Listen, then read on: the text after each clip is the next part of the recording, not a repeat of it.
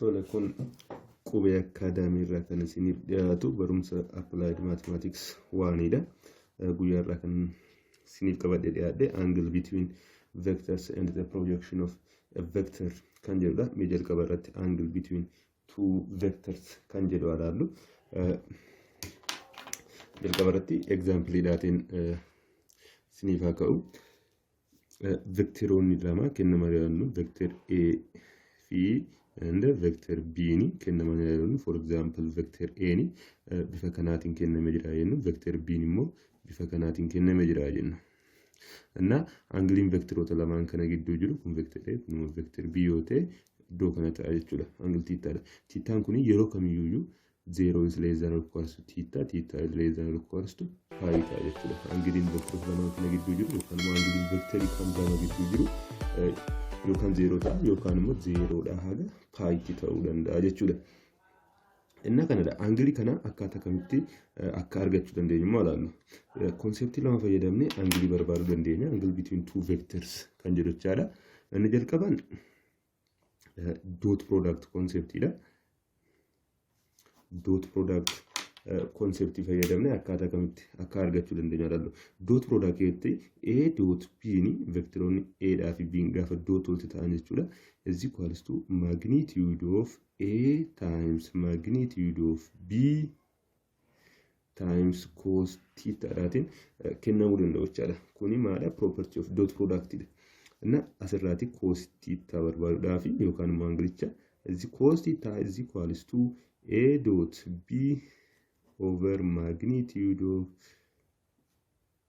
vector A times magnitude of vector B ta'a jechuudha.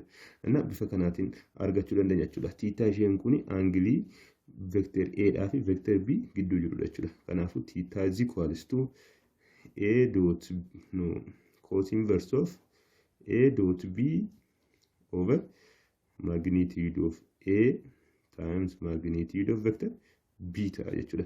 Bifa kanaatiin theta keenya argachuu dandeenya. Inni kan biraan immoo cross product concept irraati maal cross product concept irraati immoo asirratti immoo A vectoroonni lama yenna cross walitti ta'an jechaadha. A cross B ni is equals to magnitude of vector A times magnitude of vector B times sin theta dha jechuudha. Inna kanarraati maal gochuu dandeenya? Theta keenya argachuu dandeenya jechuudha. Sin theta is equals to A cross B over magnitude of vector A times magnitude of vector B dha jechuudha. Kanaafuu theta is equals to sin inverse of A cross B over magnitude of A times magnitude of vector B dha jechuudha. Bifa kanaatiin angle between two vectors argachuu dandeenya jechuudha. For example vectoriin wayii jechaadha. Vector A is equals to I plus 2j yoo ta'e vector B immoo is equals to 3I plus 4j yoo ta'e vectoroota kana mee angle isaan gidduu jiru barbaadna ilaallu. Kana mee fakkeenyaaf dot product concept fayyadamnee barbaadnuuti. A dot B ni is equals to maal jennee irraatitti magnitude of A yookaan immoo salphaadhumatti theta jechuun theta is equals to cos inverse of A dot B over magnitude of A the whole square times magnitude of B dha jenneerra. Inna A dot B ni gaafa argannu is equals to A dot B jechaan warra direction wal fakkaatu jiru maal gochuu dandeenya? Walitti baay'isuu dandeenya. I times 3I kana jechuun 3 plus 2j times 4j jechuun immoo 8 ta'a jechuudha. Is equals to 11.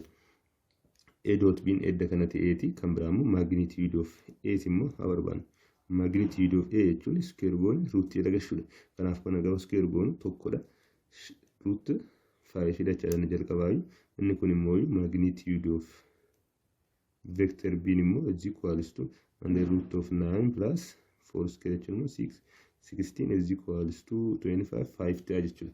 Inna kanaafu theta is equals to cos inverse of A dot B meeqa finne 11 finne over magnitude of A meeqa finne root 5 finne times magnitude of b maal finne 5 finne jechuudha. Anna bifa kanaatiin kana gaafatti baay'inu 11 over 5 root 5 ta'a jechuudha.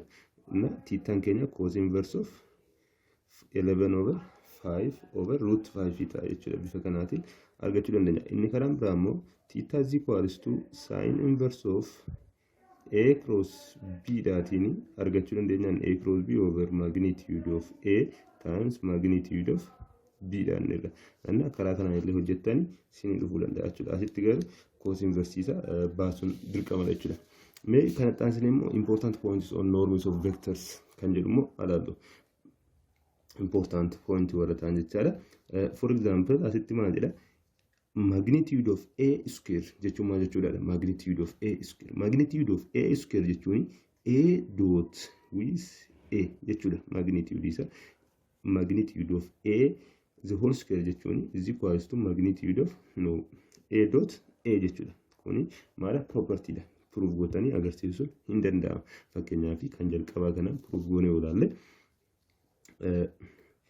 magnitude of a the whole square jechuun magnitude of a the whole square jechuun square root of a, for example vector a kuni vector a is equals to a1 I direction fi a2 j direction qaba jennu. Sana booda a1 the whole square plus a2 the whole square ita is equals to mee kana gaafa square goonu is equals to a1 square plus a2 square ida. Asitti maal jenneera a dot a faana wal qixalanne a dot a maalallu kana jechuun a1 I plus a2j dot with what mataan masaafaan jechuudha a1 I plus a2j kana jechuun a1 the whole square kuniif kunis immoo plus a2 the whole square ta'a jechuudha. Bifa kanaatiin magnitude of a the whole square jechuun is equals to a dot a ta'a jechuudha. Inni kun immoo is equals to magnitude of a square plus magnitude of b square plus 2 times a dot b ta'a jechuudha. Yoo barbaachisaa ta'e kana bifa kanaatiin kaa'uu dandeessu. Bifa kanaatiin ta'a jechuudha. Inni kan biraani kanas proof gootanii ilaaluu dandeessu. Inni kan biraani k times a the whole square jechuun is equals to magnitude insaayyuu is equals to magnitude of k the whole square. Maaliif asitti k scalar product dha waan taateef k kana square goone kophaatti jechaadha. Magnitude of a square goone wal qixadha jechuudha. Kanaaf inni kan biraani magnitude of a jechuun karaa biraatiin maal jechuudha? Kana jechuun kana asitti square root irrogation karaa jechuun a dot a ta'a jechuudha. Magnitude of a is equals to square root of a dot a dha jechuudha. Inni kan biraani a plus b magnitude isaa is equals to a minus b magnitude isaa kan inni ta'u if and only if a and what b are perpendicular yoo ta'anidha.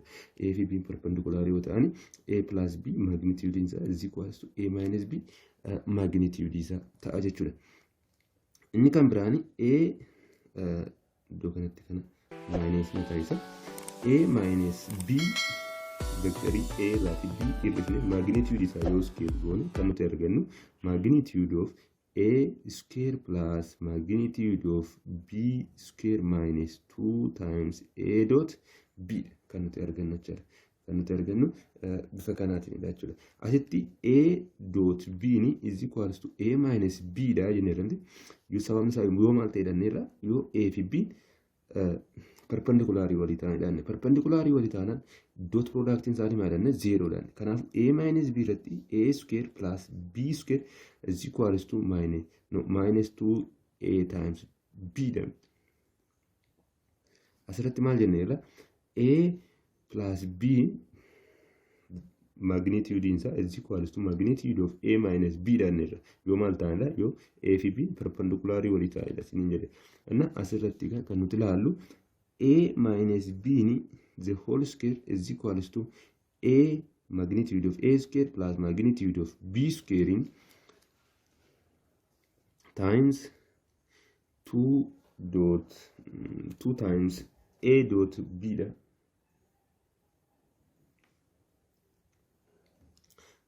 እና kana fakkaataa jechuudha. Ishee tole amma immoo projections of vectors kan jedhu ilaalluti. Projection of vectors. Projection of vector ini bakka lamatti qoodamu. Projection of vectors kan nuti hennu kuni gosa lamatu jiru. Inni tokkoffaan scalar projection jenna. Scalar projection ida. Inni kan biraan immoo maadha? Vector projection ida. Vector projection. Vector projection kan nuti jennu jechuudha. Scalar projection kunis bakka lamatti qoodama. Inni tokko parallel projection gaafa ta'u, inni tokko immoo perpendicular projection dha. Inni kunis bakka lamatti qoodama. Parallel projection dhaa fi perpendicular projection jenneeti bakka lamatti isaan qoonna jechuudha. Miisa jalqabaa irratti scalar projections kan jedhu haalaallu. Scalar projection. Projection jechuun immoo mataan isaa gaafa kaanu projection jechuun vectorii isa tokko irraati vectorii kan biraatti project gochuudha yookaan immoo image isa vectorii isa kan biraatti copy gochuudha image isa. Jalqaba irratti mee scalar projections kan jedhu ilaallu. Scalar projections. Scalar projections. Scalar projections kan jennu projection kan nuti goone argannu suni scalaridha yookaan immoo lakkoofsadha jechuudha kan nuti argannu jechuudha. For example, projection of vector A on vector B kan jedhu ilaallu. Scalar projection of vector A on B. Scalar projection immoo bakka lamatti qoodama. Inni tokkoffaan parallel projection dha. Inni tokkoffaan kan biraan maalidha? Perpendicular projection dha. Isa jalqaba irratti mee parallel projection ilaallu. Parallel projection isa jedhu. Parallel projection ini bakka bu'eensa akkuma kanaatti dha. Project inni ta'u suni vector inni project ta'u jalqaba irratti barreeffama. Inni irratti project ta'u immoo lammaffaa irratti barreeffama. Kana gaafa dubbifnu parallel projection of vector A on vector B dha jechuudha. Parallel projection of vector A on to vector B dha jechuudha gaafa dubbifnu. Is equals to scalar projection keessatti gaa is equals to magnitude of vector A times cos of theta. Gaafa vectorii isa kana vector B irratti gaafa project goonu jechuudha. Gaafa vector B irratti project goonu jechuudha. For example, kana gaafa jennu vectorii A kun asitti nuun kennameera bifa kanaatiin jechaadha. Vector B immoo kunooti. Vectorii A kana gaafa asirratti project goonu jechuudha. Magnitude isa yookaan immoo asii kaanee kana gaafa asii gadi image isa vector B kana irratti asii gadi project goonu kan nuti argannu scalar projection dha. Scalar projection jechaan immoo vectorii asii ka'ee amma asii jiru kana magnitude isaa jechaadha kan nuti argannu. Inna maal ta'a jechaadha? Projection of vector A onto B is equals to parallel projection of vector A on B is equals to magnitude of A times cos of theta dha jechuudha. Inni kan biraan immoo perpendicular projection.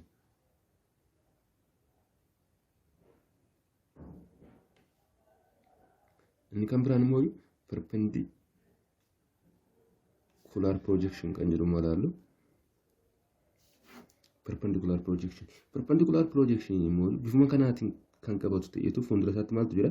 Mallattoon perpendicular jira jechuudha. Perpendicular projection of vector A over vector B is equals to maal ta'an immoo magnitude of vector A times sin theta dha jechuudha. Immoo bifa kanaatiin project goona jechuudha vectorii tokko jechuudha. Inni kuni perpendicular projection yookaan immoo karaa biraatiin immoo orthogonal projection jennee kaa'uu dandeenya jechuudha. Inni kun egaa akka walii galaatti scalar projection dha. Mee isa lammaffaa irratti immoo vector projection ilaallu. Vector projection. Vector projection inis meeqatu jira? Parallel projection jira. Akkasuma immoo vector perpendicular projection jira jechuudha. Parallel projection gaafa jennu vectoriin kun vectorii B irratti parallel isa jechuudha. For example, parallel projection of vector A on B gaafa jennu vectorii A kana vector B irratti gaafa project goonu parallel to vector B arganna jechuudha. For example, vector B A kana gaafa vector B kana irratti project goonu isheen asitti nuti argannu kun jechaadha. Haga asii kanatti kan nuti argannu kun iddoo kanatti jechaadha. Parallel projection of vector A on vector B dha jechuudha. Parallel projection jedhani kun. perpendicular projection gaafa nuti mooyu perpendicular projection of vector A on vector B gaafa jennu mooyu vector A kanatu project ta'a vector B irratti garuu immoo vector nuti arginu sun maadha vector B dhaatiif perpendicular dha jechuudha parallel projection gaafa jennu parallel projection irratti formulaan isaayyuu is equals to A dot B over B magnitude of B the whole square times with B dhaatiin vector B dhaatiin gaafa baay'isnu jechuudha vector projection gaafa jennu parallel vector projection keessatti gaa projection of vector A on vector B is equals to A dot B over magnitude of B the whole square times vector B dha jechuudha kun maana parallel projection dha perpendicular projection irratti immoo perpendicular projection yookaan immoo orthogonal projection kan jennu immoo perpendicular projection of vector A on vector B is equals to given as vector A minus parallel projection of vector A on B isa jedhu kanaatiin arganna jechuudha kun immoo maala perpendicular projection dha perpendicular projection kana jechuun karaa biraatiin vector A minus parallel projection of vector A on B jechuudha jechuudha A dot B over magnitude of B the whole square times vector B ta'a jechuudha vector B ta'a jechuudha asirratti diirama maasiniin jedheera scalar projection keessatti kan nuti argannu lakkoofsa qofaadha asirratti garuu vectoridha maaliif asitti kun A dot B over magnitude of B square jechaan lakkoofsa nu kenna gaafa vector B baay'isnu scalar times vectorii waan ta'uudhaaf is equals to vectorii nu kenna jechuudha inni kun illee bifuma kanaatiin vectorii Memmo example to Kualalu. Let A is equals to vector A nukenamera, vector B is nukenamera. Find the parallel and orthogonal projections of vector A onto vector B. The canotiga fatamne. Jelkabaratimi parallel projection of vector A onto vector B. Kanjerukana hala luti. Parallel projection of vector A onto vector B is equals to A dot B over this magnitude of vector B is the whole square times vector B da kanaafu gaa jalqabarratti maal barbaadu qabna A dot B barbaadu qabna jecha A dot B gaafa barbaadnu 2 times I 2 minus 4 times 1 negative 4 plus 10 times 2 plus 20 is equals to this one is negative 2 negative no positive 180 ta'a jechuudha positive 180 akkasuma maal barbaadu qabna magnitude of vector B barbaadu qabna jechuudha magnitude of vector B is equals to square root of 1 plus 1 plus 4 kana square goone wanti dagashocha is equals to root of 60 ta'a jechuudha and parallel projections of vector A on vector B is equals to if I cannot think in manera A dot B over magnitude of B square and vector B danera is equals to A dot B mega finne kuda set over magnitude in samo kuda ja square godi wan root ja square godi wan jedhafi ja ta jechuudha gaafa kanuma root 6 the whole square times vector B nimo I plus J plus 2k ta jechuudha is equals to 18 root 6 gaafa square goonu 6 ta I plus J plus 2k is equals to kun gaafa katti balu 3 taati kanaafu 3I plus 3J plus 6k ta jechuudha inni kun maal scalar projection of vector A onto vector B isa jedhu jechuudha inni kan biraanimu perpendicular projections of vector A onto vector B kan jedhu maal perpendicular projection of vector A onto vector B ni mooyu isa kamitti nu kennamanni didama vector A minus parallel projection of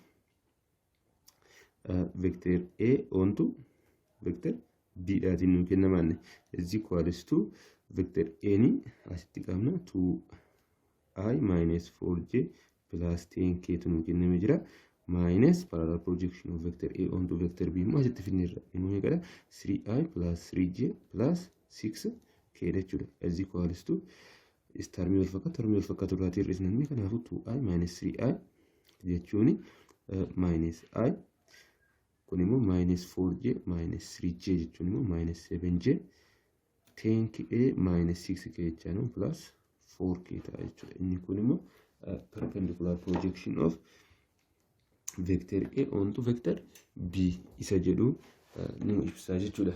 Amma viidiyoo itti irratti kan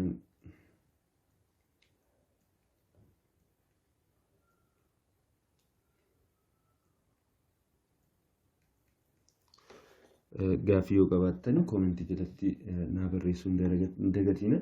Share, subscribe gochuudhaatiin nu deeggara. Viidiyoo itti irratti direction angles and direction cosines kan jedhu isin qabadhetan dhiyaadha. Turtii gaarii isiniif haa ta'u. Galatooma.